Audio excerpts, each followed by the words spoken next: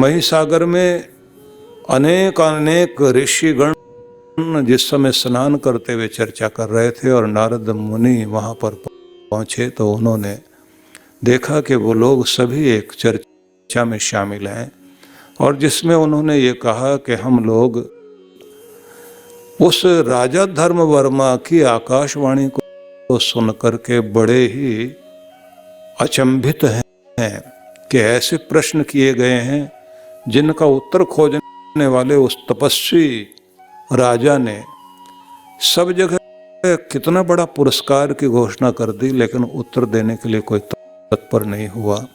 कोई समझाए कि जीवन का वो कौन सा ऐसा कार्य है जिससे लोक परलोक दोनों सुधर जाएं, और उस दोनों लोकों को सुधारने के लिए मतलब अभ्युदय और निःश्रेयस की प्राप्ति हो जाए व्यक्ति को, तो वो दो फल कौन से हैं और उस प्रकार से उनके 6 अधिष्ठान, फिर 6 अंग, 4 प्रकार, ये सब समझाने के साथ साथ में फिर ये कहा कि 3 ऐसी चीजें हैं जिनके कारण ये किया कराया व्यक्ति का नष्ट हो जाता है। नारद ऋषि ने इस सब का उत्तर देने के लिए मन में भावना रखी और उन्होंने एक वृद्ध ब्राह्मण का वेश धारण किया और वेश धारण करने के बाद में फिर वो राजा धर्मवर्मा के पास पहुंचे। वहां जाकर उन्होंने उत्तर देना शुरू किया और जब उन्होंने उत्तर दिया तो उनके उत्तर से वो इतने प्रसन्न हुए कि उन्होंने 7 लाख गव्वें और 7 लाख स्वर्ण मुद्राएं और साथ 7 गांव नारद जी को दान स्वरूप दिए, दक्षिणा रूप में नहीं।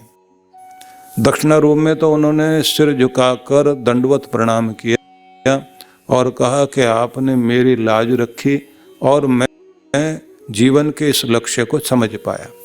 लेकिन उसके बाद में नारद ऋषि उस सारी समृद्धि को जो दिया गया था वो सब दान लेकर के आश्चर्यचकित हो गए कि मैं इसका करूँगा क्या, क्योंकि मेरे पास आ गया तो मुझे भी आगे इसको देना चाहिए।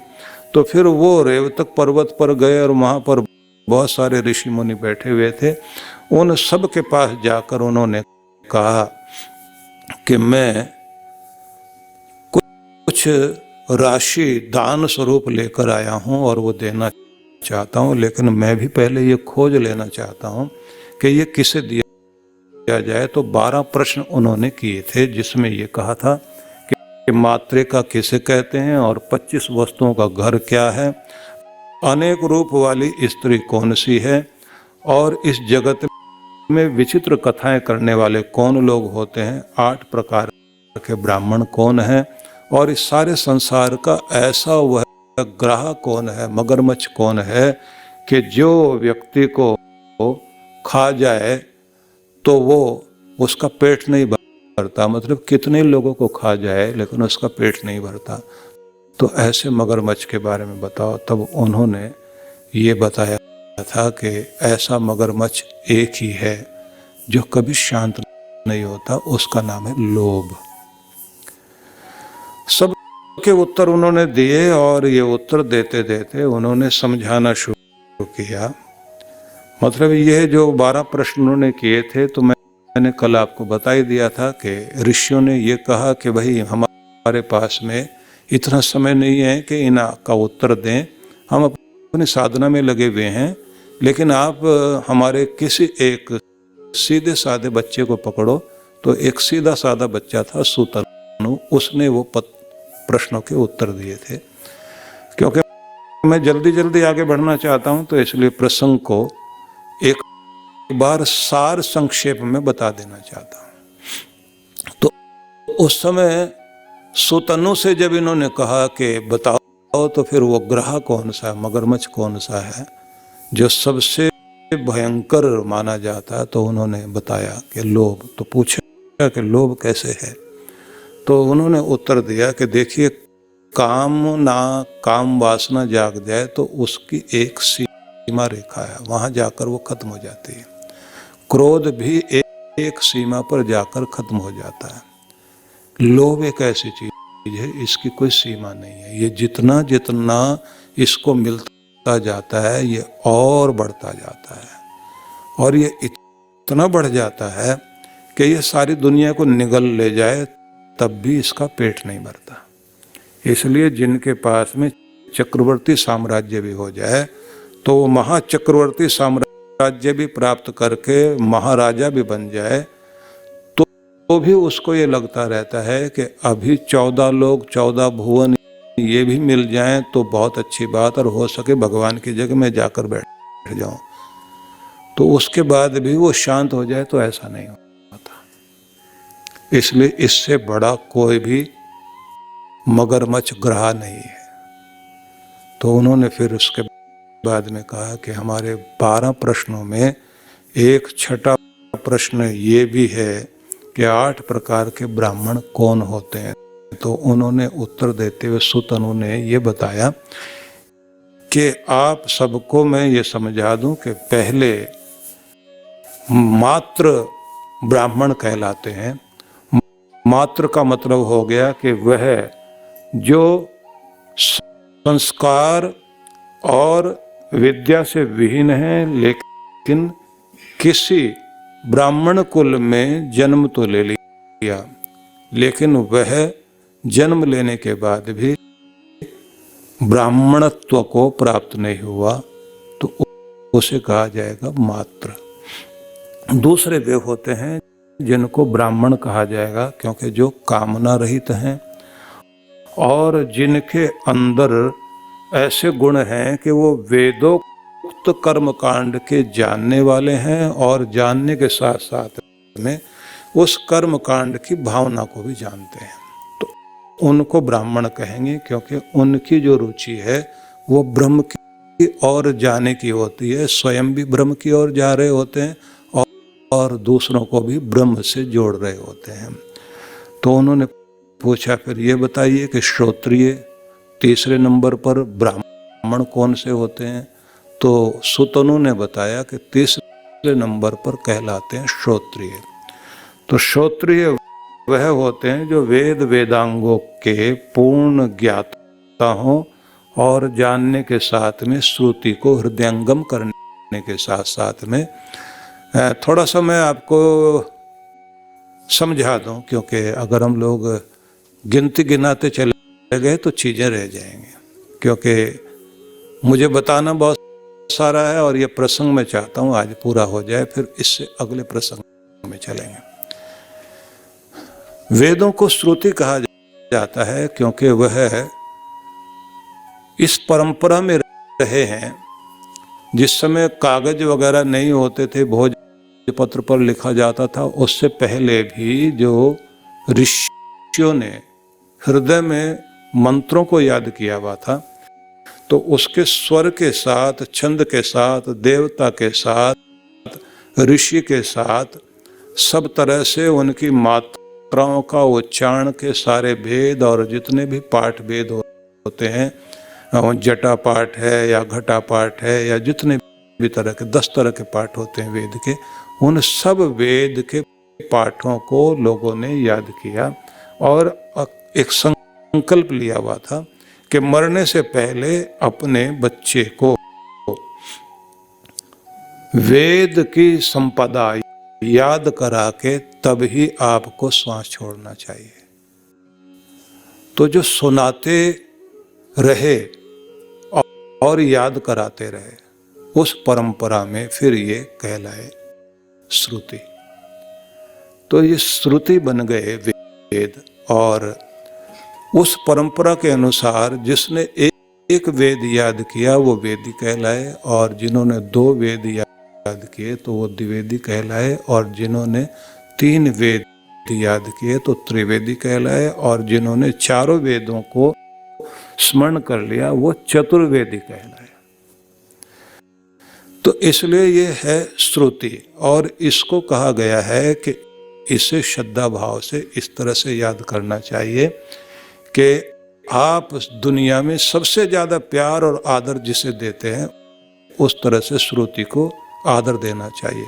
इसलिए उसके मंत्र भी हैं, स्तुता मया वरदा वेद माता, उसको वेद माता कहा गया। समश्रुतेन गमे महि, तो और व्याख्या न करके आपको ये बताएं कि जो वेदों को जानते हैं, याद रखते हैं, मंत्रों के अर्थ भी जिनको पता है, और वेदांगों के, क्योंकि 8 वेदांग हैं और 4 वेदों की व्याख्या के ग्रंथ माने गए हैं जिनको कहते हैं ब्राह्मण ग्रंथ। उनके फिर आगे है आरण्यक, आरण्यकों से फिर आए आगे उपनिषद।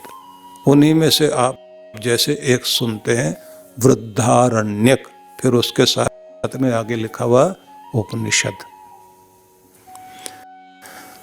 तो अरण्यवासी वैखानस लोग जितने भी थे, वानप्रस्थ लोग, तो वो लोग तपस्या करते हुए अपने जीवन में ऋषि मुनियों के संदेश सुनते सुनते, तप करते हुए अपनी आत्मा को इतना ऊंचा उठा लेते थे कि जिसके आधार पर उनके किसी भी प्रकार की मोह ममता संस्कार, संसार का कोई भी पाप ताप नहीं रहता था और मुक्त होने की स्थिति में पहुंच जाते थे। इसलिए तीसरी अवस्था जीवन की मानी जाती है कि जो तप करने के लिए होती है। तृतीय तपस्न तप्तम चतुर्थी किम करिष्यसि, ऐसा कहा गया कि प्रत्येक व्यक्ति को जीवन के तीसरे भाग में जाकर के, मतलब गृहस्थ के बाद का जो भाग है, उस भाग में जाकर के प्रत्येक व्यक्ति को तप करना चाहिए। और तप करने में सबसे बड़ी चीज होती है कि व्यक्ति को संसार के उतार चढ़ाव के बीच में संतुलन साधना आना चाहिए।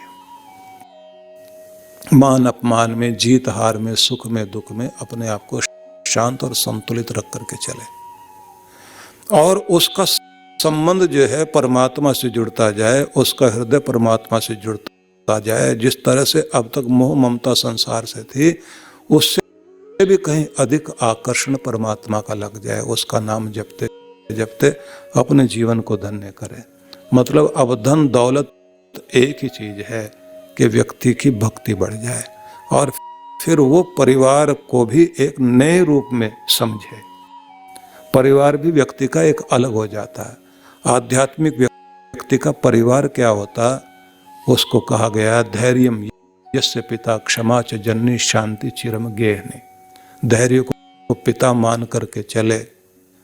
धैर्यम यस्य पिता क्षमा च जननी, जैसे माँ को आदर देता है, ऐसे व्यक्ति जो क्षमा को आदर दे, माफ करने का गुण होना चाहिए।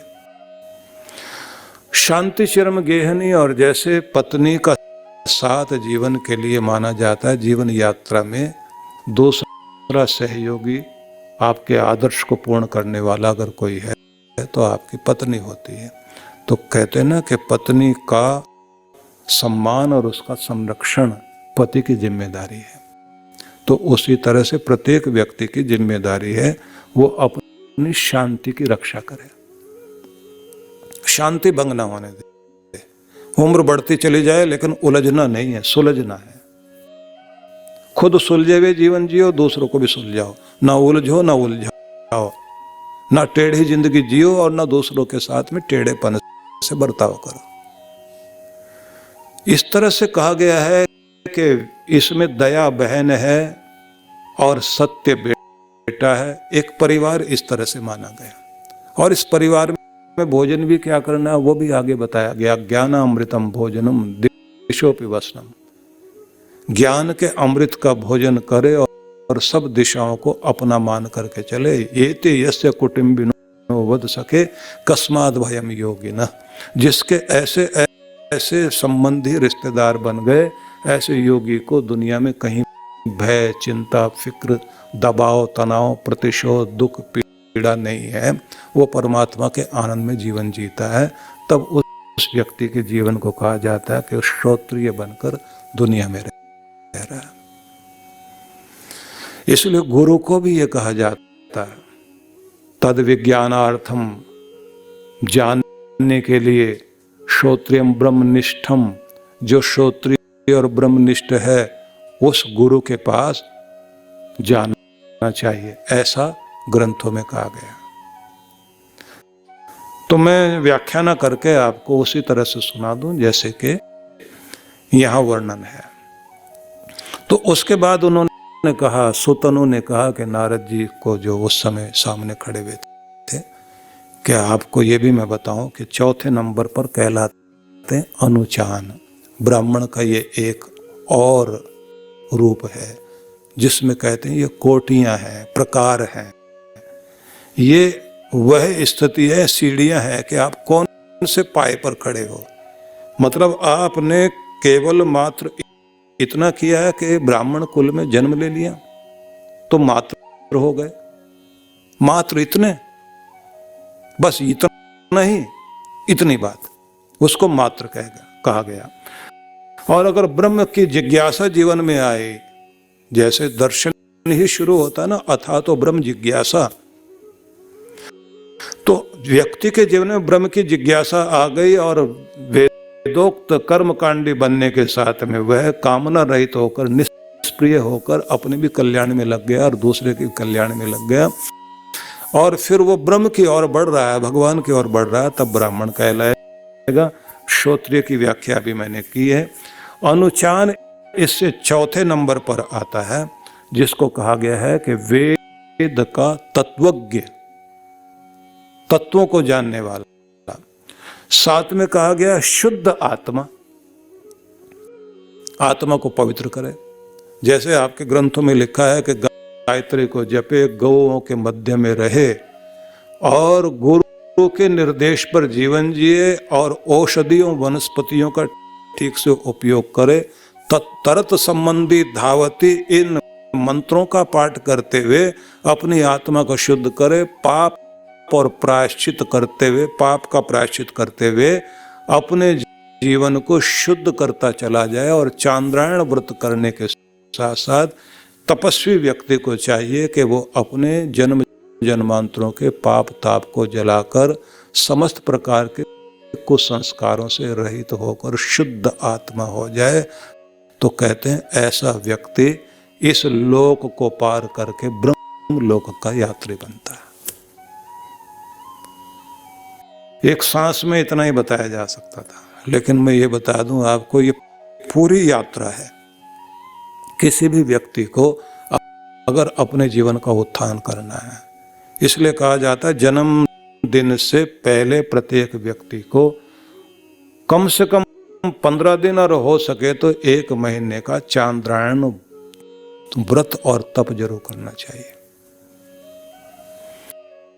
श्री कृष्ण भगवान ने इस पर बहुत सुंदर व्याख्या की, पुराणों में उसका वर्णन आता है।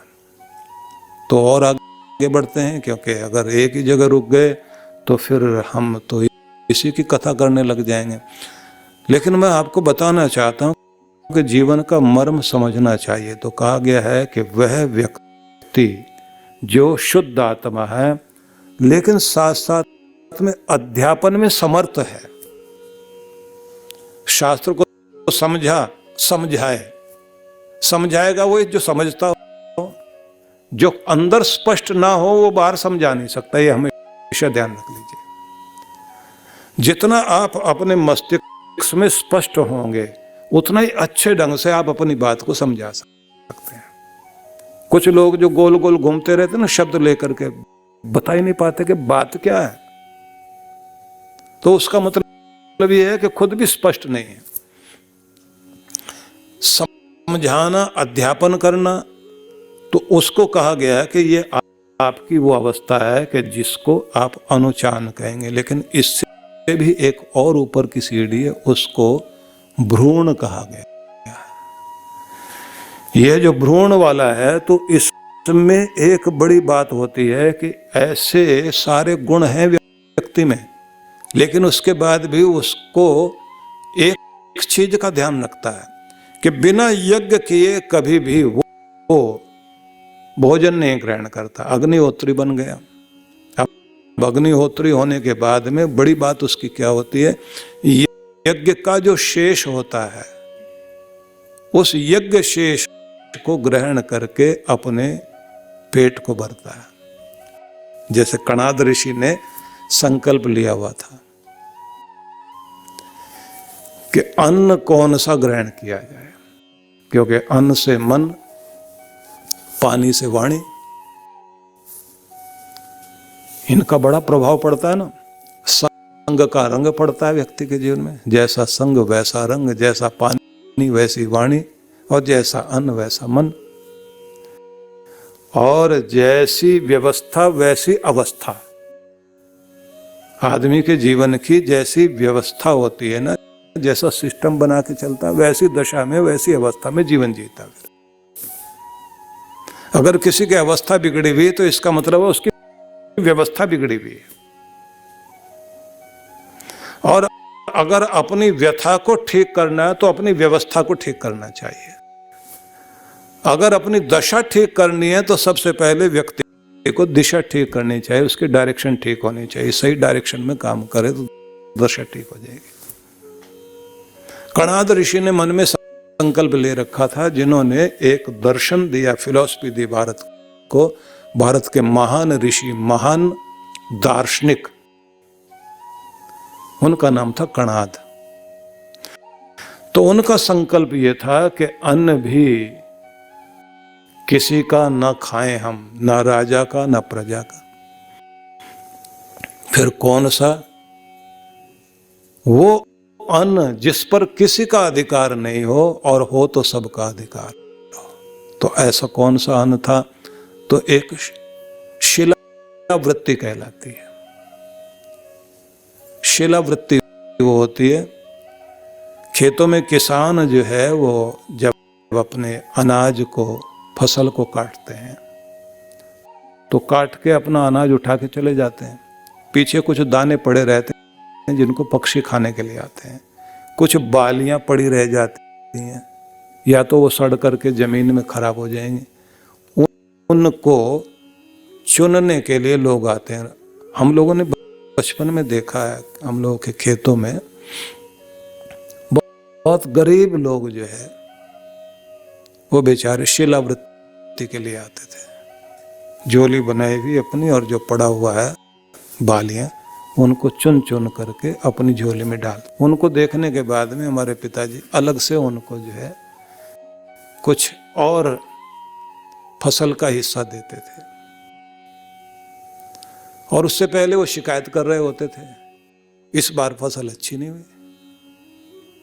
तो हम लोगों को फिर गुस्सा आता था, फसल ही कम हुई तो फिर इसको क्यों दे रहे हैं, इसका क्या लेने देना। बोले इसकी भी दुआ लगी है। भावना होती है ये जो, अगर वो भावना ना होती तो फिर हम यहाँ ना होते। कोई ना कोई दया वृत्ति, कोई संस्कार ऐसे होते हैं जिनके कारण ही तो कोई व्यक्ति जो है, उनके परिवार का व्यक्ति धर्म की तरफ चलेगा ना। धर्मपुत्र बनना यही तो होता है। और उसी को संतान कहा जाता है। जो संतान के लिए शब्द है ना, विस्तार करने वाला, तनु विस्तार है धातु है ना। माता पिता के गुणों को जो आगे विस्तृत कर सके, फैला सके, उनको आगे बढ़ा सके। तो वो जो शिलावृत्ति है जिसमें पड़े हुए अनाज को लेकर के जाना, तो उसमें अधिकार सबका है। तो उसी अधिकार को ध्यान में रख करके वो ऋषि जंगल से जाते थे, और जा करके फसल जैसे किसान लोग उठा के चले गए, अब जो पड़ा रह गया उसमें पक्षी भी खा रहे हैं, और वो भी उनमें से पड़ी हुई बालियों को इकट्ठा करके लेकर आते थे, और 2 मुट्ठी अनाज खाते थे। और उन्होंने जो साधना करके, तपस्या करके अपने आप को ऊंचा उठाया, एक दर्शन भारत को दिया, तो उस देश का राजा उनके पास में पहुंचा एक बैलगाड़ी में सोना चांदी लाद करके, और उसने आकर के कहा कि मेरा देश धन्य हो गया कि आप मेरे राज्य के वन में तपस्या कर रहे हैं। अब आप यहाँ पर बड़ा गुरुकुल चलाइए, बड़े संस्थान चलाइए, जैसे आपने जो कुछ करना है वो आप काम करिए, मैं ये धन लेकर के आया। उन्होंने कहा कि लगता है कि तुम्हें मेरा यहाँ रहना और तप करना पसंद नहीं आया, जो तुम ये पैसा लेके आ गए हो। मेरा लक्ष्य वो नहीं है कि मैं कोई और संगठन बना के काम करूं।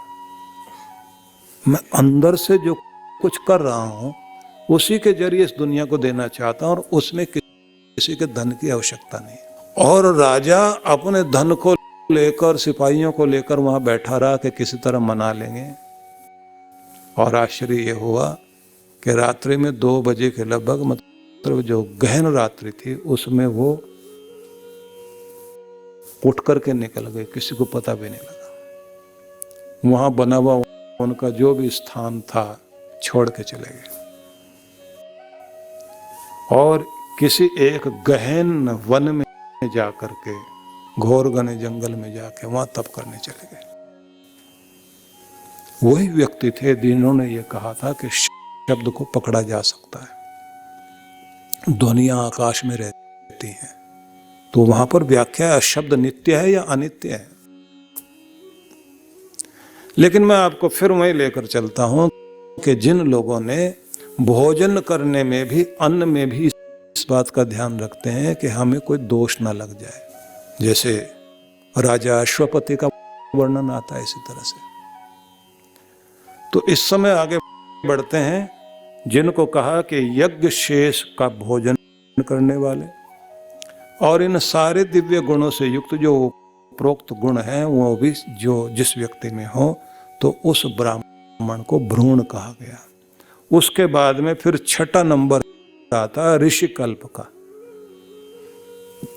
जहां ऋषित्व आ गया है, वेदोक्त ज्ञान से परिपूर्ण है, क्योंकि ये तो सबसे पहले माना जाता है। और इसमें यह नहीं कहा गया है कि वेदादि, आदि शब्द नहीं लगाया, वेदोक्त ज्ञान से परिपूर्ण, संयमी, ज्ञानी और भ्रूण वाला गुण भी जिसमें है, उन्हें कहा जाता है वो ऋषि कल्प है। 7वें नंबर पर माना गया है ऋषि, वह ब्रह्म की ओर चलने वाला ब्राह्मण जो ऊर्ध्व रहता है। और इसमें एक बात और ध्यान रखने की है, यहां पर कोई जाति बिरादरी का संबंध नहीं आता। इसलिए जो लोग दूसरे कुल में भी पैदा हो गए वो ब्राह्मणत्व को प्राप्त हो गए, और जो ब्राह्मणत्व वाली स्थिति में थे, मतलब ब्राह्मण कुल में भी थे और उनके अंदर गुण नहीं थे, तो उनका भी कुल बदल दिया गया, उनको नीचे कर दिया गया। ये भी वर्णन बहुत सारे आते हैं। और अगर हम वेदव्यास ऋषि के विषय में पढ़ें तो फिर तो बिल्कुल ही आश्चर्य हो जाता। पुराणों में बाद में चल करके बहुत सारी चीजें अलग तरह की भी कही गई, लेकिन जो मूल बात है उसमें तो फिर बहुत सारी वो बातें आएंगी जिससे ये पता लगता है कि जिस समय इन ऋषि मुनियों ने अपनी तपस्या के द्वारा अपने आप को, अंतःकरण को शुद्ध करके अपने आप को ऊपर उठाया, तब वो ब्राह्मणत्व को प्राप्त हुए। इसी रूप में विश्वामित्र जो थे, राजा होने के बाद में फिर वो राजर्षि बने, राजर्षि होने के बाद में फिर वो ब्रह्म ऋषि बने। वशिष्ठ ऋषि ने उनको ये उपाधि प्रदान की। तो ऐसी परंपरा रही है। तो इसी में आगे कहा गया है कि ऋषि वे लोग हैं जो ऊर्ध्व रहता है। अब यहां ध्यान की बात आ गई, जिन्होंने अपनी ऊर्जा को ऊपर की ओर उठा दिया। मतलब जो है कि प्रत्येक व्यक्ति की जो ऊर्जा है वो पहले चक्र में स्थिर रहती है। पहला चक्र जो है मूलाधार है, दूसरा चक्र जो है स्वादिष्ठान है। स्वादिष्ठान जो है हमारी कामनाओं का संसार हमारे अंदर जागृत करता है, और मूलाधार में हमारी जो है कुंडलिनी शक्ति, जो है जीवनी शक्ति वहां पर सोई पड़ी हुई है। उस शक्ति का प्रभाव ये होता है कि वो ज्यादातर कामनाओं की पूर्ति के लिए, इच्छाओं की पूर्ति के लिए हमारी ऊर्जा लगी रहती है, जिसका परिणाम ये होता है कि हम लोग इच्छाओं के चक्र में इतने उलझ जाते हैं कि ये इच्छाएं कहीं खत्म नहीं होती। जो कहते हैं ना कि तमन्नाओं में उलझाया गया हूं, भगवान तुमने मुझे इच्छाओं में उलझा दी। तमन्नाओं में उलझाया गया हूं और खिलौने दे के बहलाया गया हूं। तुमने अपनी गोद से दूर कर दिया परमात्मा, एक खिलौना पकड़ा दिया तमन्ना का, इच्छा का। अब मैं उससे खेल रहा हूं, वो एक खत्म होती है दूसरी जाग जाती है। ऐसा खिलौना शक्ल बदल लेता है और मैं इसी में लगा हुआ हूं, ये कहीं अंत नहीं है। और हमेशा मैं ये सोचता हूं एक ये इच्छा पूरी हो जाए, उसके बाद देखना मैं कितना आनंदित होऊंगा। जैसे वो इच्छा पूरी होने लगती है तो पता लगता है इससे बड़ी तो दूसरी सामने खड़ी है।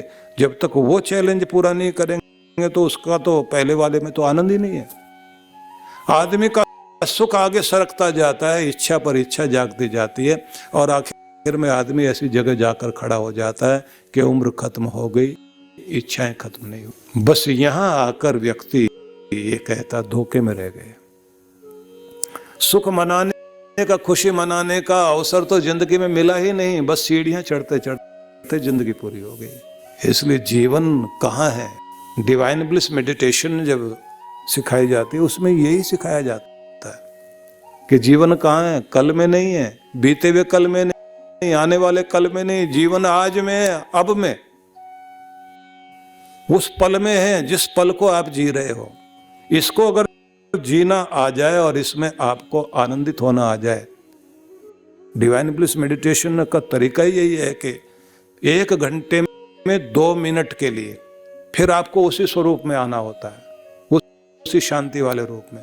आप अपने काम धंधा कर रहे हैं, काम धंधा करते करते अचानक आपको लगा कि अभी 9 बजे थे, अब 10 बजने वाले हैं, तो 2 मिनट के लिए फिर शांत हुए, अपने उसी रूप में आ गए। वही प्रेम, वही शांति, वही आनंद, वही चैन, वही संतुलन अपने अंदर धारण किया और शांत शांत सहज होकर और धीरे धीरे फिर आंखें खोली, 3 घूंट पानी पिया और फिर काम में लग गए। सारा दिन आप जो है उसी परमात्मा के आनंद में जुड़े रहते। जो लोग हमारे साधना धाम आश्रम में, जो व्यास नदी के तट पर हिमाचल में है, मनाली में, वहां जाते हैं तो उन लोगों को वो डिवाइन ब्लिस मेडिटेशन कराई जाती है। और ये बड़ी अद्भुत है, क्योंकि जीवन का स्वरूप तभी समझ में आता है कि हम इच्छाओं के गुलाम होकर जिंदगी ना खराब कर लें अपनी, बल्कि इच्छाएं आपकी तो ऊर्ध्वरेता निसंशय, और फिर वो सिद्धि आ जाए। शाप देने का भी अंदर बल होता और अनुग्रह करने की शक्ति भी होती है। किसी पर कृपा की, ऐसे महान पुरुषों की शरण में तो आप जाकर बैठ जाइए, उतने से बहुत कुछ। पास में आए तो शांति मिलती है। सामान्य ढंग से देखें तो आपको जो है पता नहीं लगेगा साधारण से भी साधारण है। और जब उनके अंदर उतरते चले जाओ, उनके ज्ञान, उनके ध्यान, उनके सानिध्य का लाभ लेने लग जाओ, तब ये दिखाई देता है कि ये भी एक अलग ही ब्रह्मांड है। तो ऐसे जो लोग हैं उनको कहा गया है कि वो ऋषि हैं, उनमें अनुग्रह करने में भी सक्षम होते हैं, शाप देने में भी सक्षम होते हैं, सत्य संग करते हैं। मतलब उनका एक संग जो है चारों तरफ सत्य संग बना हुआ होता है। मतलब ऐसा व्यक्ति कहीं बैठे तो वो अकेला नहीं होता, उसके आसपास वो प्रेम पूर्ण लोग इकट्ठे होते रहेंगे, आते रहेंगे अपने जीवन को धन्य करने के लिए। और फिर उनकी कोशिश वही होती है कि अपने रंग में दूसरों को रंग करके प्रेम पूर्ण बना देते हैं। आए थे किसी रूप में और हो गया दूसरा रूप। मतलब कोई भी उनकी शरण में आता है तो उन जैसा तद्रूप हो जाता है। तो 8वें नंबर पर माना गया कि 8वें नंबर पर है मुनि। हालांकि ऋषि के साथ शब्द अपने आप जुड़ जाता है, ऋषि मुनि। सामान्य रूप से तो मुनि जो है उसको सामान्य ही माना गया, ऋषियों को ऊपर, सबसे ऊपर माना गया। लेकिन यहाँ जो सूत ने नारद जी को कहा, उसमें कहा कि नहीं, मुनि वह जो सदा ध्यानस्थ रहे, मिट्टी और सोने में जिसको भेद इस तरह से महसूस हो कि मिट्टी मिट्टी है, सोना सोना है, लेकिन फिर भी मेरे लिए मिट्टी है। मतलब कोई भी दुनिया का आकर्षण जिसको बांध ना सके, जो समभाव में रहे, निष्प्रिय होकर के रहे और सदैव शांत रहे और अपने आप को परमात्मा से जोड़कर अपने कल्याण में लगा रहे, कि ये 8 भेद हैं। उसके बाद में नारद ऋषि ने देख लिया कि अब तो कुछ और पूछना बाकी नहीं है, फिर भी उन्होंने वैसे प्रश्न कर दिए, अच्छा ये बताओ कि सतयुग जब शुरू हुआ था दिन कौन सा था, जब त्रेता हुआ तब कौन सा दिन था, द्वापर में कौन सा दिन था, क्या था, कौन सी तिथि थी, क्या वार था, इस तरह के प्रश्न उन्होंने शुरू कर दिए। और उसके बाद में सुतनु भी ऐसे अद्भुत व्यक्ति थे, उन्होंने बताना शुरू कर दिया कि कार्तिक शुक्ल नवमी में सतयुग का प्रारंभ हुआ था और त्रेता युग जो है वैशाख शुक्ल तृतीया को त्रेता की शुरुआत हुई थी, और जो द्वापर युग कहलाता है वह माघ कृष्ण अमावस्या पर जो है द्वापर युग प्रारंभ हुआ, और भाद्र कृष्ण पक्ष की त्रयोदशी को जो है कलयुग का प्रारंभ हुआ। साथ में ये भी बता दिया 4,32,000 साल का कलयुग है, 8,64,000 साल का द्वापर है। ऐसे करके उन्होंने आगे वर्णन कर दिए।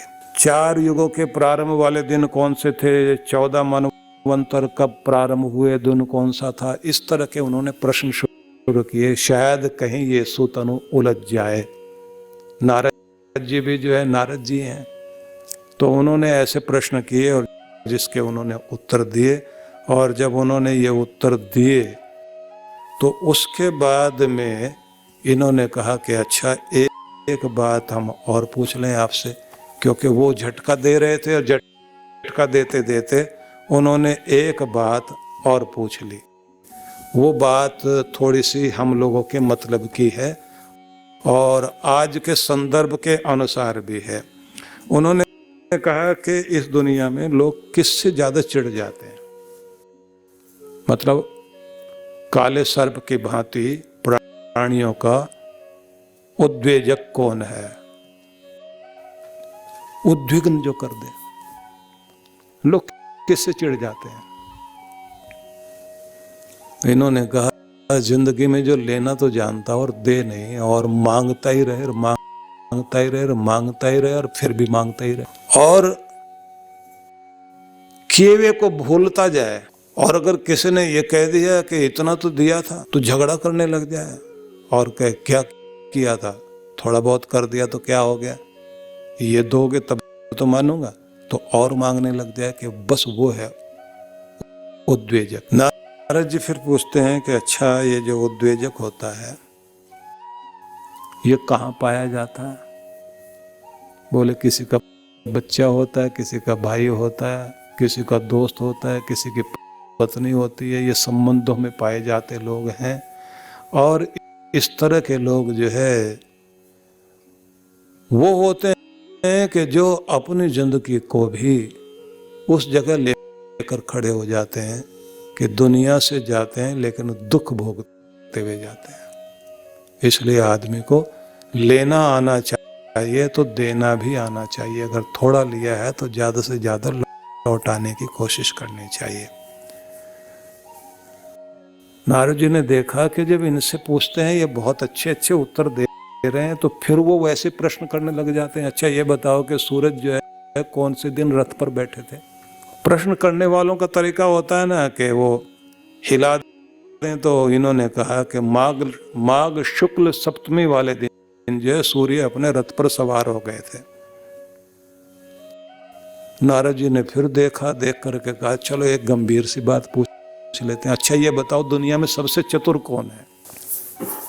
सुतनु भी बहुत अद्भुत व्यक्ति है, छोटा सा बच्चा है, लेकिन उसने कहा कि संसार में सबसे चतुर वो है जो मनुष्य योनि का मूल्य समझने के बाद अपने जन्म को सफल कर ले, इस लोक को भी सुधारे, परलोक को भी सुधार ले, और खुद का भी भला कर ले, और दूसरा का भी भला करने लग जाए। चतुर तो वो है।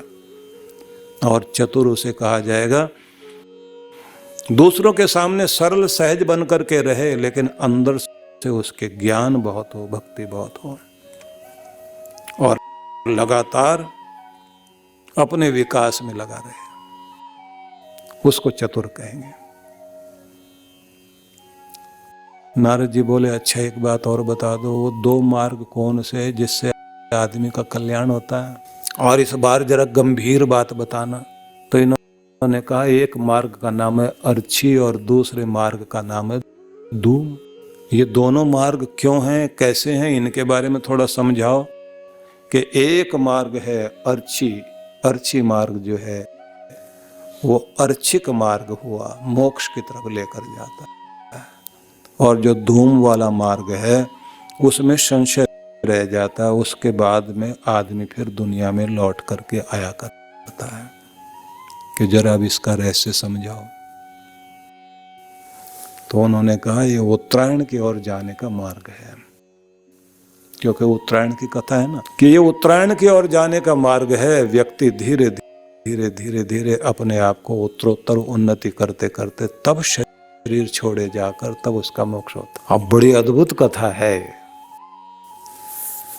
पुराणों में भी जो वर्णन आते हैं वो भी बहुत अद्भुत वर्णन है। और उसके बाद में उन्होंने जैसे ये कलाप ग्राम में गए, 84,000 ऋषि मुनि वहां पर भी तप कर रहे थे। नारद ऋषि जो है इनको जाकर के सुतनु को कह रहे हैं, ये मेरा दान तुम ले लो। वो बोले, मैं तो नहीं लूंगा। तो अब इन्होंने कहा कि अर्ची और धूम के विषय में थोड़ा सा बता दीजिए। बोले, एक मार्ग वो है जिसमें व्यक्ति ईश्वर को अपना करके चलता है और अपने आप को उसके भरोसे तो छोड़ता है, लेकिन दुनिया का भरोसा करके दुनिया के लिए पागल नहीं होता। उस व्यक्ति को किस तरह से अपने आप को ऊंचा उठाना चाहिए, उसका उन्होंने एक मार्ग बताया।